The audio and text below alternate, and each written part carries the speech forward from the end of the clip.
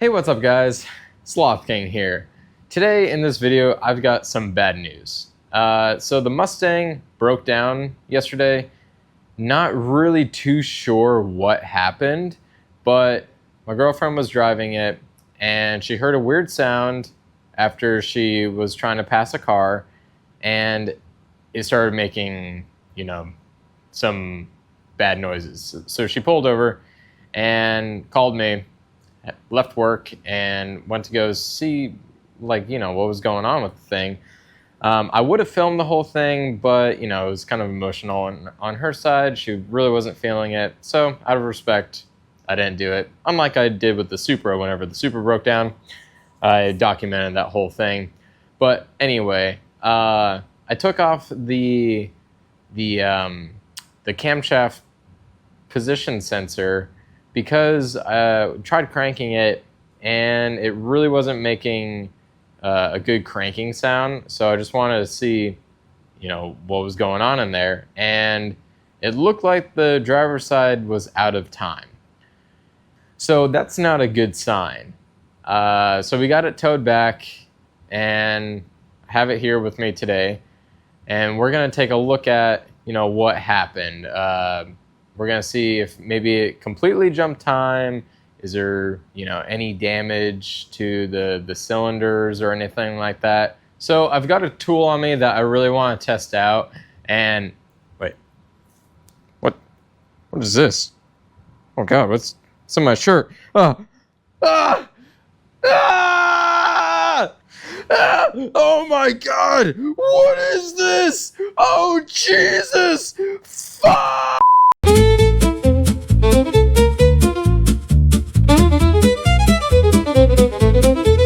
Okay, like I was saying, with that scare over, I got this cool Borescope tool.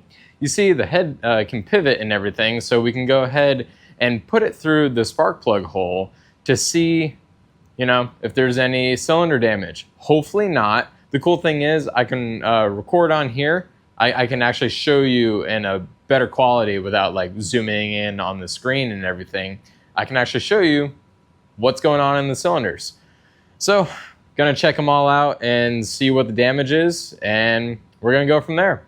All right, let's jump into this. So right now we're gonna check out cylinder number 4. Oh, that doesn't look great. I can see the valves are out, and it looks like they made hole. Oh no, they made contact. Oh, that's not great. All right, let's go ahead and check out cylinder number 5. Oh, that's not good. Oh, you can still see these valves stuck open too. It's not great. All right, let's try to go a little bit deeper inside of this piston, or cylinder, I mean. The cylinder wall looks decent. There's just a little scratch on it, but you can still see the crosshatch, which is nice. Let's try to look up. Oh, okay, can't look up. Let me flip it around. All right, there's a camera going in, and you can see a little bit where the valve made contact. Maybe, just a little bit. It's kind of hard to see. Now let's go ahead and check out cylinder number 6. Ooh, that also made contact. Oh, that's not great. Okay. Probably the same story. Let's see. Can we get a shot of the valve? We can see the valve a bit. Yeah, it looks like they're stuck open. I mean, the crosshatch looks good. I don't see any damage to the cylinder itself. All right, let's go look at the passenger side. Cylinders 1, 2, and 3. Let's go see if there's any damage in there. All right, let's check out cylinder number 1. It's kind of hard to see. All right, valve is open. Oh, there's no contact on here. Oh, that's good. Nice, nice. You can still see the crosshatch.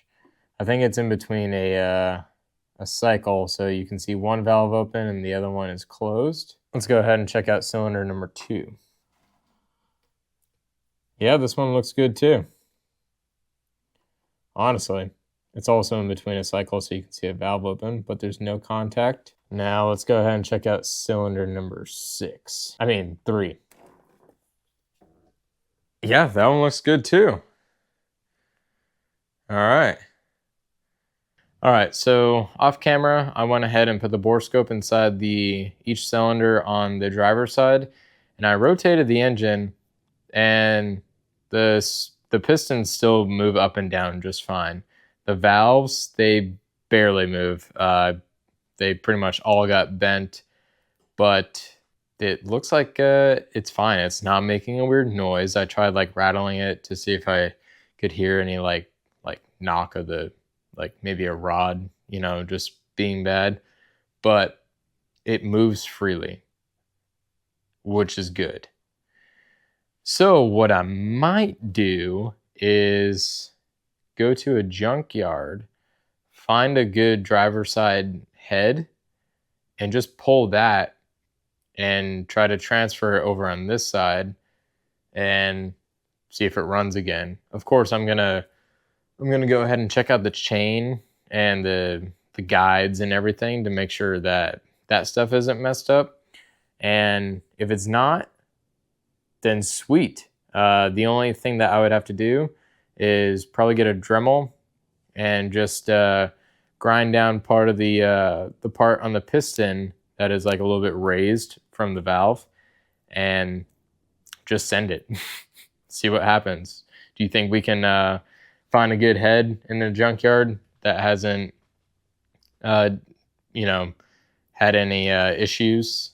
If so, let me know. Have you guys done this before? I don't know. It's worth a shot. I think so. Instead of pulling the whole engine and doing a whole rebuild, because that's not in her budget right now.